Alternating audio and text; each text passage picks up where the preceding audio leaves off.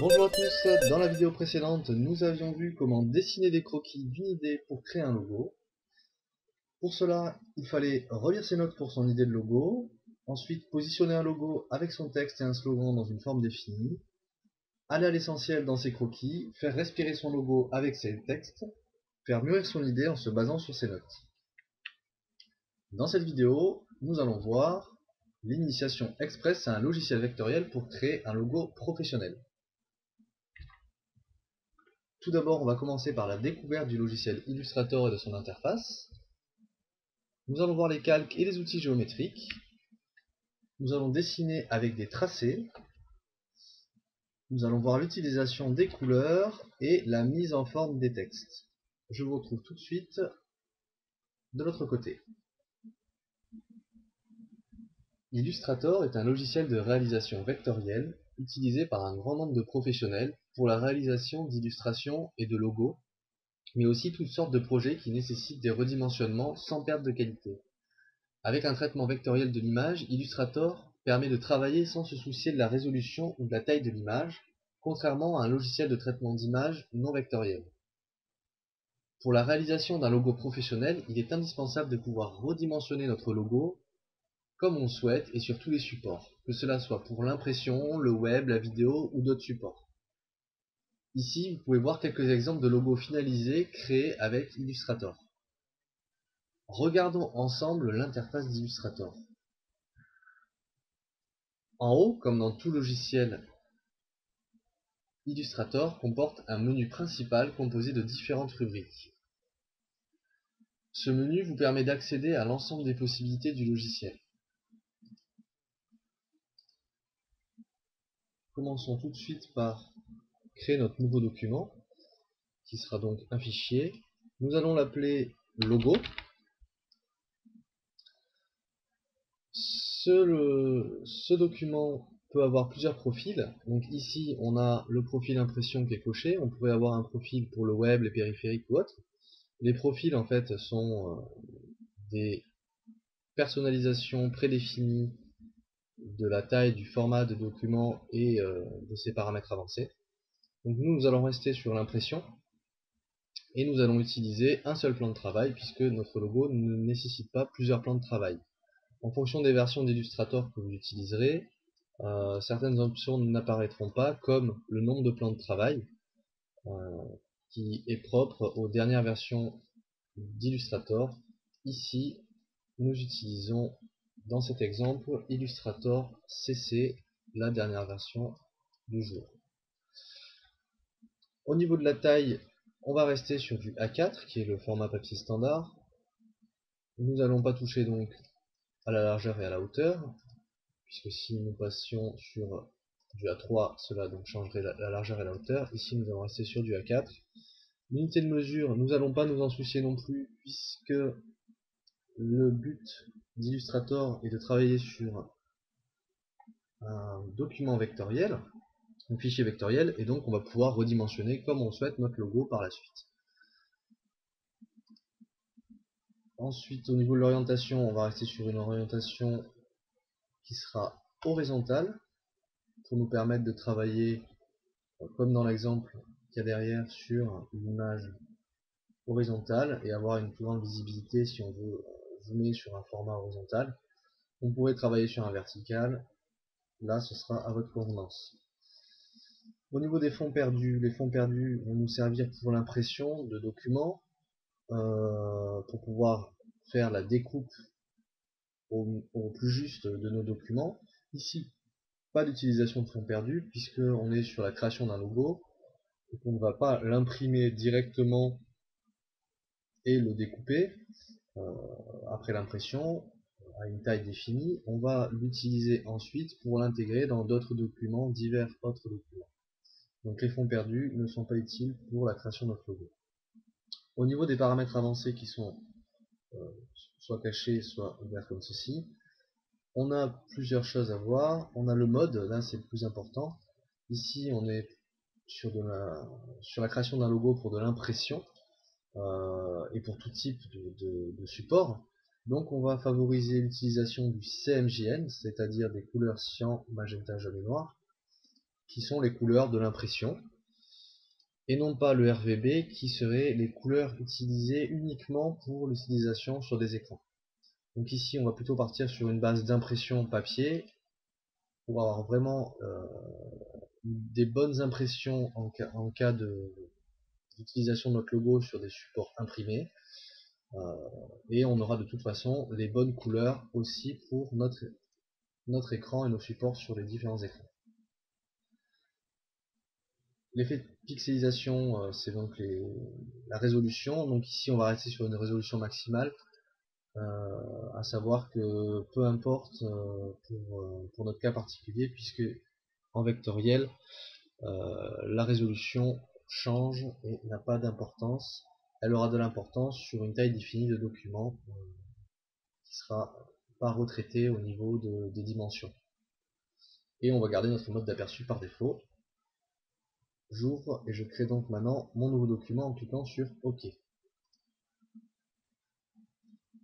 Maintenant que je viens de créer mon nouveau fichier logo, je vais pouvoir revenir dans le menu principal et aller découvrir un petit peu tout ce que l'on peut faire dans les différents onglets du menu.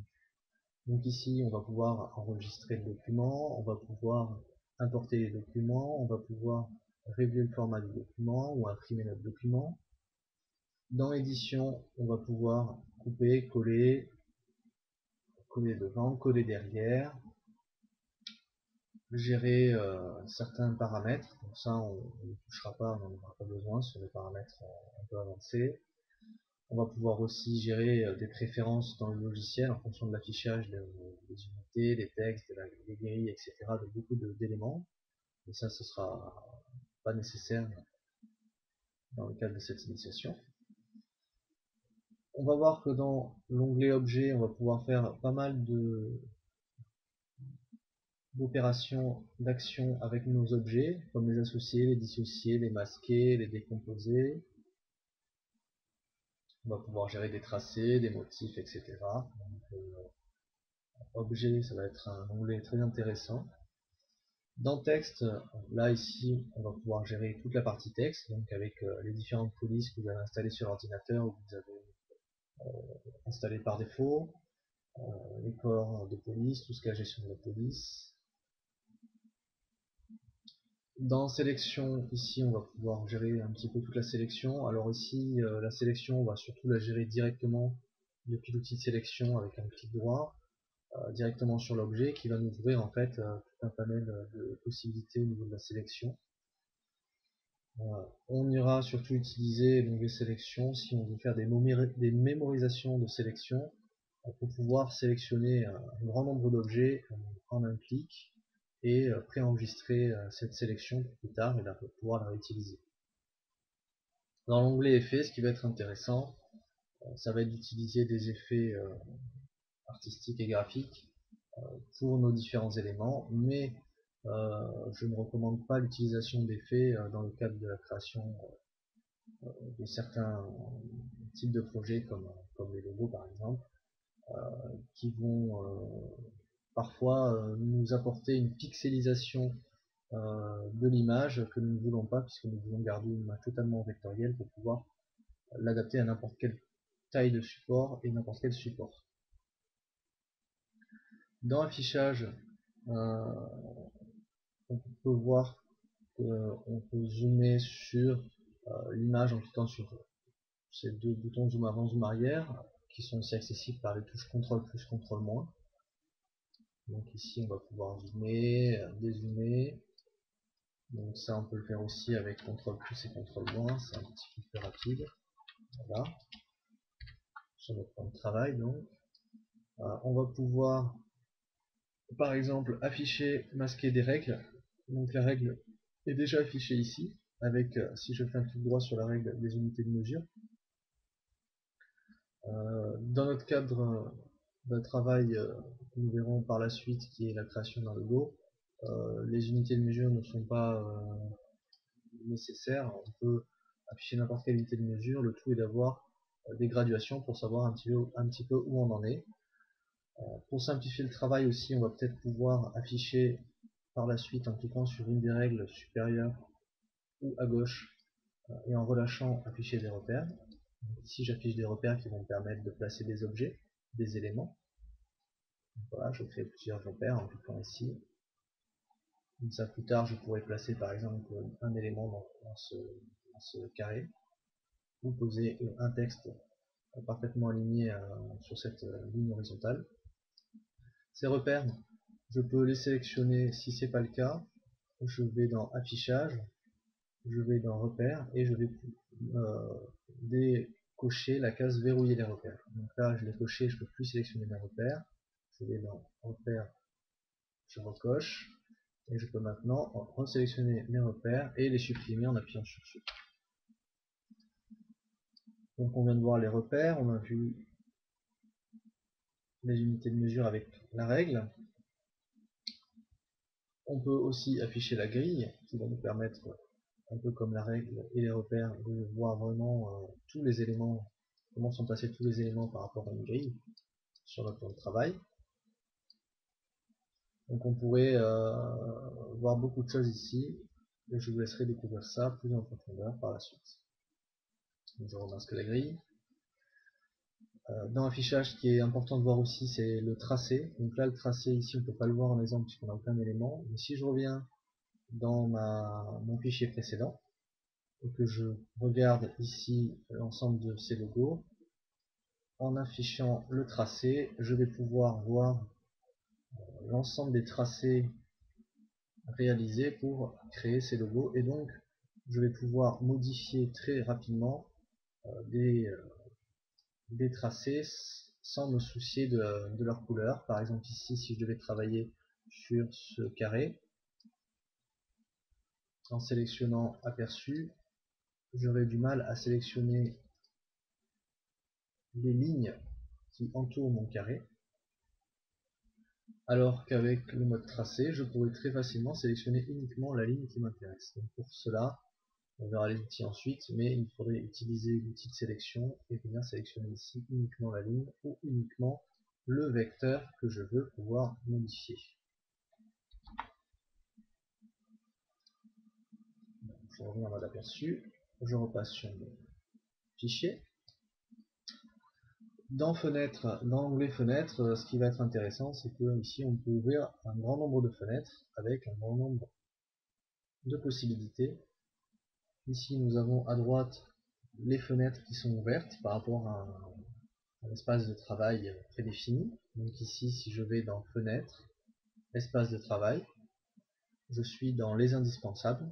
Je peux choisir d'utiliser un espace de travail orienté web, cliquer sur web, et ici mon espace de travail change avec des outils plus favorables au web. Je peux très bien travailler pour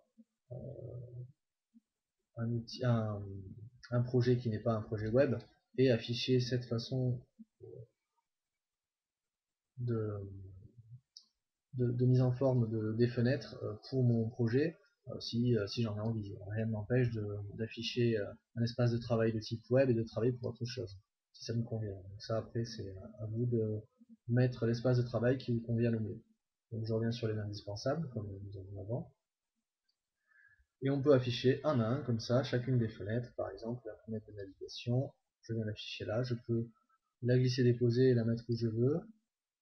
Ici je peux la rajouter dans ma barre de menu par glisser déposer dans un des onglets si j'ai envie de la rajouter, ou venir la sortir ici en glisser déposer toujours pour la poser ailleurs si j'ai besoin de plus d'espace. Vous voyez, glisser déposer permet de bouger ça. Si ma fenêtre est réduite comme ça, il suffit de cliquer sur les flèches ici pour agrandir ces fenêtres. Donc toutes ces fenêtres, nous allons découvrir un petit peu comment s'en servir un à un. Donc maintenant que nous avons découvert un petit peu comment ouvrir des fenêtres, nous allons voir le dernier onglet qui est Aide, et qui est un onglet très intéressant puisque tout ce que vous voyez ici